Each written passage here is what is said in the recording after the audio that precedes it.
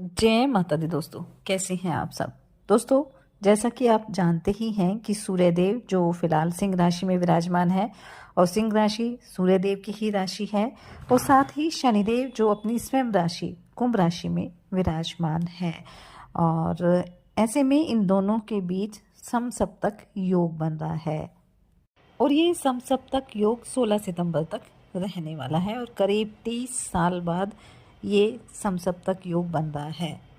सूर्य और शनिदेव दोनों एक दूसरे से 7वें भाव में संचार करते हुए एक दूसरे पर दृष्टि डालेंगे और तभी समसप्तक योग का निर्माण होता है। और इस पावरफुल योग के बनने से जहाँ कुछ लोगों को लाभ मिलेगा तो कुछ लोगों को संभल कर रहने की भी ज़रूरत रहेगी। तो इस वीडियो में हम चर्चा कर रहे हैं मकर राशि के बारे में कि सूर्य और शनि के बीच जो समसप्तक योग बन रहा है उसका क्या प्रभाव मकर राशि के जीवन पर रहेगा, क्योंकि सूर्यदेव मकर राशि के अष्टम भाव में विराजमान है और शनिदेव मकर राशि के धन भाव में विराजमान है। तो ये जो समसप्तक योग बनेगा उसका क्या प्रभाव मकर राशि के जीवन पर रहेगा और कौन से उपाय करना बेहतर रहेगा, इन्हीं सब बातों के बारे में इस वीडियो में हम चर्चा करने वाले हैं। तो आगे बढ़ने से पहले आप सबसे निवेदन है कि अगर आप मेरे चैनल पर पहली बार आए हैं तो मेरे चैनल को सब्सक्राइब जरूर कर लें। तो चलिए बात कर लेते हैं सूर्य और शनि के समसप्तक योग का क्या प्रभाव मकर राशि के जीवन पर पड़ेगा। वैसे तो सूर्य और शनिदेव हर साल समसप्तक योग में होते हैं, लेकिन 30 साल के बाद ऐसी स्थिति बनी है जब सूर्य और शनि दोनों उच्च राशि में एक दूसरे के आमने सामने होंगे और साथ ही ये स्थिति ऐसी रहने वाली है जब दोनों ग्रह उच्च राशि में होते हुए भी उच्च का फल नहीं दे पाएंगे। इसका कारण ये है कि दोनों ग्रह एक दूसरे के शत्रु हैं और ऐसे में दोनों ग्रह एक दूसरे के प्रभाव को कम करने की कोशिश भी करते हैं। तो हम ये कह सकते हैं कि जो सूर्य और शनि का समसप्तक योग है वो मकर राशि वालों के लिए मिला जुला रहने वाला है। सूर्यदेव आपकी राशि के 8वें भाव में विराजमान है और शनि की दृष्टि आपके ऊपर पड़ रही है। ऐसे में कुछ जगह आपको परेशानी का सामना भी करना पड़ सकता है। पारिवारिक समस्याओं को लेकर आप परेशान रह सकते हैं। धन के मामले में भी आपको थोड़ा सावधान रहने की आवश्यकता रहेगी।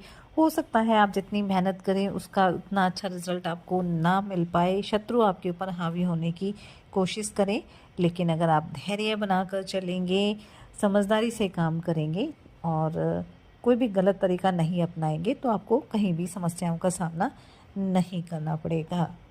क्योंकि एक तरफ तो शनिदेव जो मकर राशि के राशि स्वामी भी हैं, शनि की 7.5 का अंतिम चरण भी चल रहा है, तो ज़्यादा नेगेटिव रिजल्ट तो आपको नहीं देंगे, लेकिन इन दोनों का समसप्तक योग कहीं ना कहीं आपको सावधान करने के संकेत भी दे रहा है। इसलिए जितना आप सामंजस्य बनाकर चलेंगे, सभी लोगों के साथ तालमेल कायम करके चलेंगे, तो किसी तरह का नुकसान आपके साथ नहीं होगा। विद्यार्थियों के लिए ये समसप्तक योग काफ़ी शानदार रहने वाला है। प्रतियोगी परीक्षा में आपको सफलता प्राप्त होगी।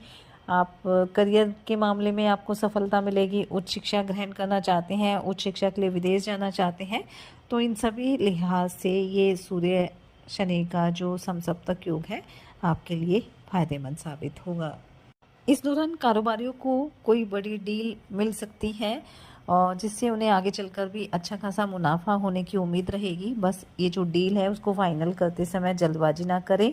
जो भी ज़रूरी कागजी कार्रवाई होती है वो ध्यानपूर्वक करें और अपने बड़ों की सलाह ज़रूर ले लें ताकि इस डील से आपको अच्छा खासा मुनाफा हो।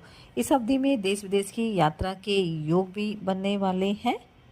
आर्थिक दृष्टिकोण से वैसे तो समय अच्छा ही रहेगा, किसी तरह की तंगी का सामना नहीं करना पड़ेगा, लेकिन कुछ अनावश्यक खर्चे आ सकते हैं तो उनका पहले से ही आप एक बजट बना लीजिए ताकि पैसों की बचत करने में आपको मदद मिल सके और इन अनावश्यक खर्चों पर भी कंट्रोल हो सके। आप खुद के लिए घर या वाहन खरीदने के लिए योजना बनाइए, अच्छी तरह से जांच पड़ताल करिए। आने वाला समय और भी बेहतरीन रहेगा, उस दौरान आप इस तरह की खरीदारी कर सकते हैं।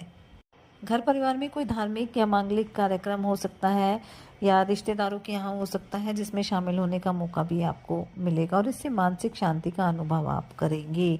लंबे समय से नौकरी बदलने पर विचार कर रहे थे तो कोई अच्छा अवसर मिल सकता है, लेकिन इस अवसर पर अच्छी तरह से जांच पड़ताल करने की आवश्यकता रहेगी। जल्दबाजी में आप किसी तरह का निर्णय ना लें तो आपके लिए बेहतर रहने वाला है। आय प्राप्ति के भी नए सोर्सेज बनने की संभावना रहेगी और कुछ नए मौके भी आपको मिलेंगे जिससे आपको अच्छा खासा लाभ होगा। घर परिवार में अगर लंबे समय से कोई समस्या चली आ रही थी तो बड़े बुजुर्गों की सहायता से उसका समाधान आपको मिल जाएगा, लेकिन फिलहाल छोटे भाई बहनों के साथ, माता पिता के साथ आपको थोड़ा सहयोग और सामंजस्य कायम करने की आवश्यकता रहेगी। नौकरी पेशा लोगों से उनके जो उच्च अधिकारी हैं खुश रहेंगे, लेकिन जो सहकर्मी हैं वो आपके कार्य में रुकावट डालने की कोशिश कर सकते हैं। आपकी प्रमोशन से उन्हें परेशानी हो सकती है। ऐसे में उनके साथ आपको सहयोग तो करना ही है, साथ ही उनसे थोड़ा सतर्क भी रहना है ताकि आपके कार्यों में किसी तरह की रुकावट ना डाल सकें। कारोबारियों को काम के सिलसिले में यात्रा करनी पड़ सकती है। यात्राएं आपके लिए फ़ायदेमंद साबित होगी और नए संपर्क भी बनेंगे, लेकिन यात्रा करते समय वाहन थोड़ा सावधानीपूर्वक चलाना है। जीवन साथी के साथ किसी तरह की मतभेद ना बने, इसके लिए आपको ध्यान रखना होगा। कोशिश करें कि आप अपने जीवन साथी का हर तरह से ध्यान रखें। अगर आप सरकारी क्षेत्र से जुड़े हैं तो इस अवधि में लाभ मिलने की संभावना रहेगी। छोटी मोटी परेशानियों के बावजूद आप सफल होते हुए दिखाई देंगे। बस यहाँ आपको ये ध्यान रखना है कि धन से जुड़े फैसले लेते समय सोच विचार करने की सलाह आपको दी जाती है। धन का निवेश करना चाहते हैं तो उसमें भी आपको बड़ों की सलाह ज़रूर लेनी होगी ताकि आपको किसी तरह का नुकसान ना हो। सेहत की अगर बात करें तो सेहत को लेकर कोई समस्या नहीं है। स्वास्थ्य आपका ठीक ठाक ही रहने वाला है, लेकिन लापरवाही ना बरतें तो आपके लिए बेहतर रहेगा। अगर आप राजनीति से जुड़े हैं तो थोड़ा सा सतर्क रहने की आवश्यकता रहेगी।